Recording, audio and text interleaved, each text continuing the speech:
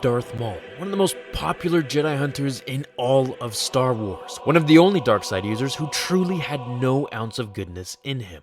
Purely engulfed by the dark side, he was a monster in and out, feeding off his anger and hatred and striking fear into his enemies one by one. Maul was a master of the seventh form of lightsaber combat, the most aggressive and acrobatic form of them all. And while he wasn't the best with force techniques before the Clone Wars, that is, he loved to get up close and personal when he pierced his lightsaber through his enemy, watching their life drain from their eyes as he felt their last breath. If you thought he was scary and intense enough before, check out this picture of what he was really supposed to look like. Darth Maul was drawn by concept designer Ian McKay, who recalled George Lucas describing Maul as a figure from your worst nightmare. So, literally, McKay thought about his worst nightmares and then used those tools to design this look for Maul. Ian described his worst nightmare as a lifeless face pressed against a window in a thunderstorm, a dead yet alive figure who stares at him through the rain.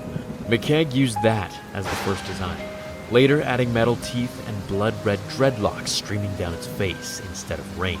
Now, most people liked the idea, however, once George Lucas saw it, he was pretty freaked out himself. George felt it was just too intense, saying, "Okay, now draw me your second worst nightmare." Darth Maul's design went through a number of other renditions until McKay created a series of Rorschach designs, you know, the guy from Watchmen, by creating splattered ink patterns, which later led to the tattooed look of Darth Maul. Ian wanted to soften the look of the character, however, so at one point he added feathers to the top of Maul's head. He viewed these feathers as being part of the Sith Lord's personality. He goes to say, "Every morning I imagined Darth Maul would get up and bind his head with the piano wire, and that the feathers had to end up at the right points. It was just a part of the focusing of the Sith."